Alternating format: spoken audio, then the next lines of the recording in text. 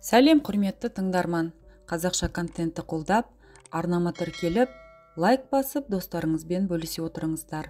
Рахмет. Енді күйеуге тиюге қорқамын, тағы да сондай боп шықса қайтемін. Одан да өмір бойы жыныстық қатынасыз өткенім жақсы. Енді қайтып еркектің құшағын көргісі, төсек ләззатын сезінгісі келмейтін әйел мені шошытты.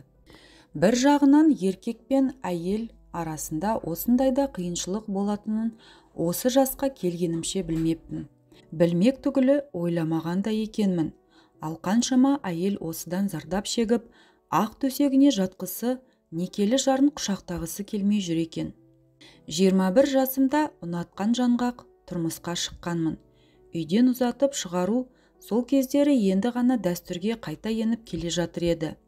Ол жақта бәріне дайын еді. Түске беташар рәсімі, кешке үйлену тойымыз болып, барлығы 2-3 күннің ішінде өтті. Содан кейін тағы 4-5 күн үйден қонақ үзілмей, жаңа бас қосқан жігітіміз екеуміздің ақ төсегімізге жатуға шамамыз келмеді.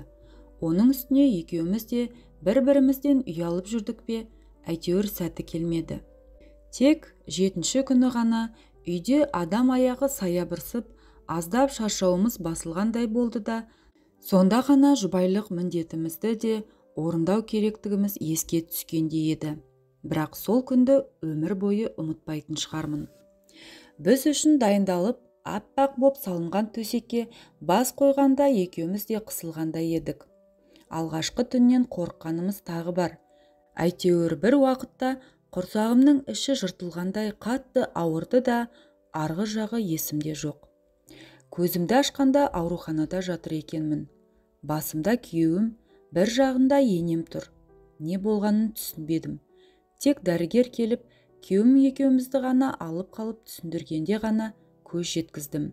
Түнде қатты ауырсынудан кейін талып қалыппын. Қорқып кеткен күйеуім бірден ауруханаға келіпті.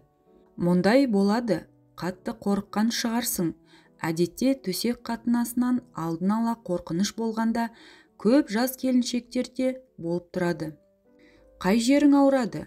Қазір тексереміз, сосын бәрін анықтаймыз. Бұрын естен танған кездерің болмаған беді деп біраз сұрақтар қойды. Содан кейін арнайы гинекологиялық креслоға шығарып қараған соң, аздаған қанталау бар екен. Біраз күн қосылмау қажеттігінде ескертті күйеуім екеумізге. Бәрі дұрыс екеніне қуанып, бір шама дәрі-дәрмек қабылдаған соң үйімізге қайттық. Дәрігер айтқандай 15 күнде қатынасқа түспедік. Мен де аздап сол түнді ұмытқандай болдым. Бірақ сонда да қорқыныш кетпеді ойымнан. Алғашқы түні қосылғандағы ауырсынудан қорқатын сияқтымын. Тағы да қосылдық. Бірақ күйеуім ақырын қимылдағанның өзінде маған ауыр болды. Оны мен тұрмысқа шыққанның бәрінде болатын жағдай деп түсініп, сыр білдірмеуге тырыстым, шыдап жүрдім. Бірақ әр қосылған түн мен үшін ауыр азап бола берді. Тіпті кейде қан да білініп қалатын еді. Кейде білдірмеймін, кейде төсектен қашқақтаймын. Ал жаңадан үйленген күйеуім оны түсінсін бе, өзім де ашып айта алмадым. Ол да күннен күнге маған күдікпен қарап, кейде соған бола ұрысып қалатынды шығардық. Ал енем болса, уақыт өткен сайын маған көтермедің бе дегендей емеурін танытады. Мен үшін тағы бір қасіретті күн өтті. Сол күні күйеуім жолдасымен сыралатып келген екен. Ай-шайға қарамай мені төсекке алып ұрды.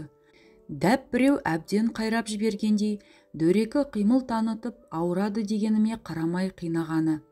Бір кезде қатты шыңғырып жібергенімді білем. Әрі қарай тағы да есімде жоқ. Тағы да аурухана, тағы да сол дәрігер.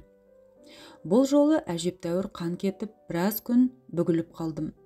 Құрсақ тұсым ауырғанда жанымды шығарардай болды. Абырой болғанда аса қатты жарақат болмапты.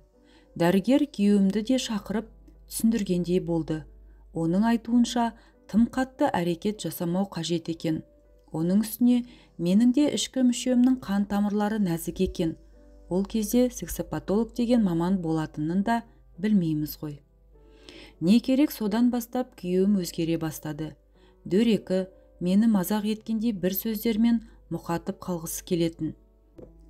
Арамыздағы салқындықты сезген енем де баласын ақтап мені жек көре бастағаны. Үнімді шығармай тек шаруаммен ғана айналысамын. Төсекте де үнімді шығармауға тырысып бағамын, бірақ қатты ауырғанда ертеңіне бүктеліп қала беретін болдым. Шынымды айтсам, күйеуге тию маған қасірет әкелгендей болды. 12 келі салмақ тастап, әбіржіп, қатты жүнжіп кеттім. 6 айдан соң келген анам шошып кетті. Басында ауру екен деп ойлапты. Бірақ шынында менің ішіме дерт кіріп үлгерген еді. Әрбір түнді өткеру күйеуімнің әрбір әрекетіне шыдау мүмкін болмай бара жатқан. Бірақ оны анаңа қалай айтарсың? Күйеуімнің ішіп келіп тағы бір рет жасаған әрекеті менің тұрмысымдағы өміріме нүкте қойды. Зорлағандай болғанда қанша шыдайын десем де арасында даусым шығып кетіп, ал ол одан ләззат алғандай еді. Жыныстық мүшесі құрсағымды жарып шығарардай болғанда, енді онымен тұра алмайтынымды, жалпы енді қайтып жыныстық қатынасқа түскім келмейтінін түсіндім. Ажырастық ақыры. Оның несін айта беремін, мен ол кезде ешкім түсінген жоқ. Басыма қонған бақты тепкен жан болдым, тіпті анамда. Сөйттім де оңтүстікке кетіп қалдым. Мені ешкім танымайтын, білмейтін жерге. Әңгіме соңынан байқағаным, жасы 40-тарға келсе де әлі тұрмысқа шықпапты. Әрі қарай қазбалап сұрамадым. Сол кездегі жаны мен тәніне түскен жарақаттан қорқып қалған болар деп ойладым да қойдым. Неге олай болды екен? Себебін сұрамадыңыз ба? Ізденіп білмедіңіз бе деп сұрауға ғана батылым жетті. Біраз жылдан соң сексапатолог маманға бардым.